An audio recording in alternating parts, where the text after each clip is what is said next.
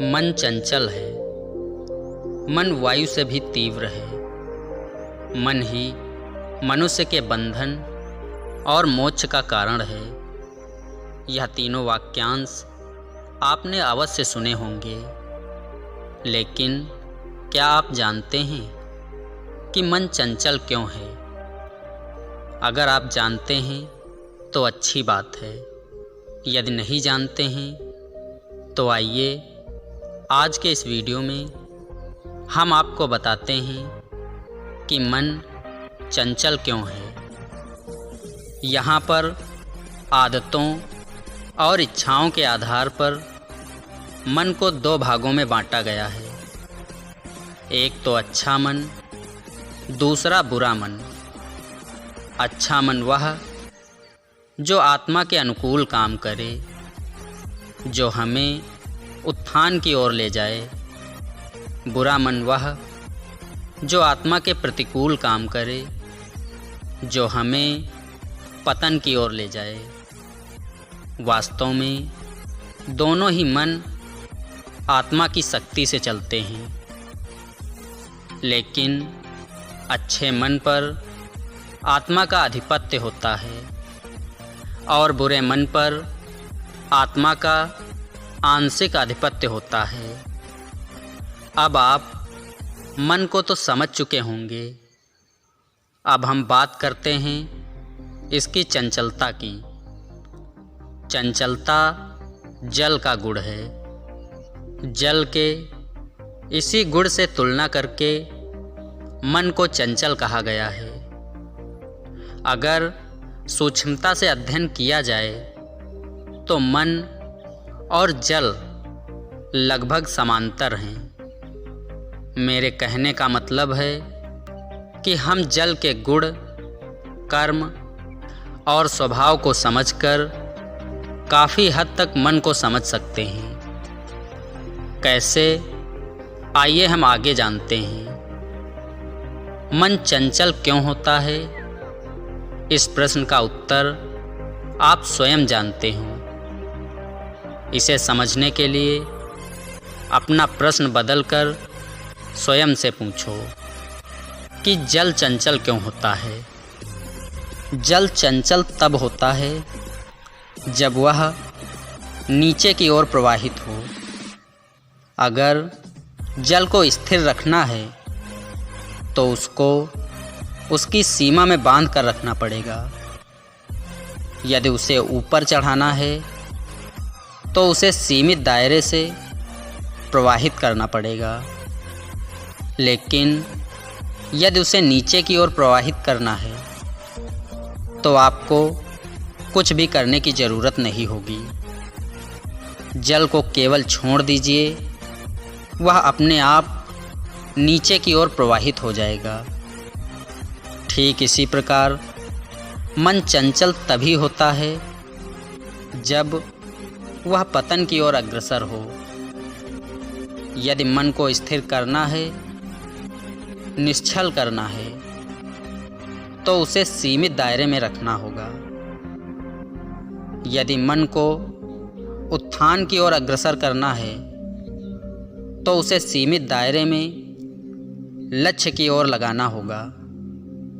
जिस तरह जल विभिन्न नदी और नहरों से होते हुए जब तक समुद्र में नहीं मिल जाता तब तक वह स्थिर नहीं होता, उसी तरह मन भी इंद्रियों रूपी नदी और नहरों में भटक रहा है तब तक स्थिर नहीं हो सकता। लेकिन जब वह आनंद के सागर में पूर्ण रूप से मिल जाता है तो वह स्थिर होकर समाधि में चला जाता है। इसी अवस्था को मोक्ष और जीवन मुक्ति कहते हैं। मन चंचल क्यों होता है, इसे एक कहानी से भी समझ सकते हैं।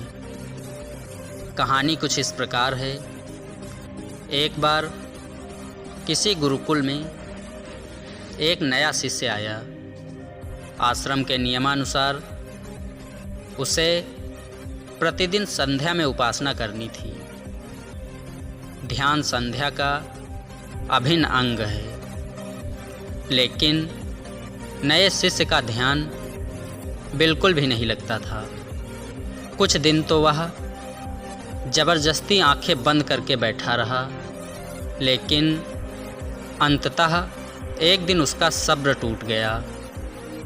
वह तुरंत उठकर अपने गुरुदेव के पास गया और बोला, गुरुदेव, ये संध्या में ध्यान करने की क्या आवश्यकता है? गुरुदेव बोले, वत्स, ध्यान मन को साधने के लिए अनिवार्य है।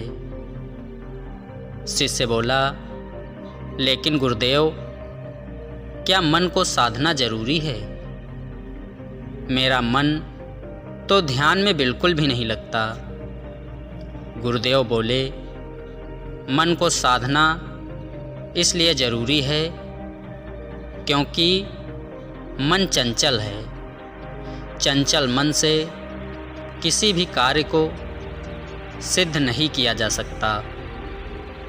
इसलिए मन की चंचलता पर काबू पाना जरूरी है।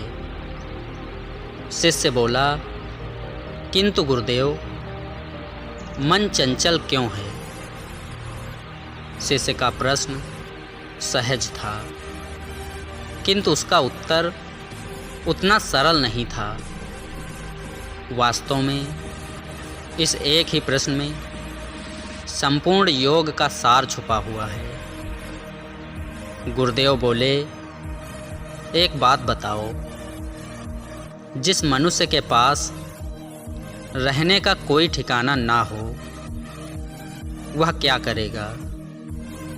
शिष्य बोला, गुरुदेव, वह दर दर भटकता फिरेगा जब तक कि उसे रहने का कोई ठिकाना नहीं मिल जाता।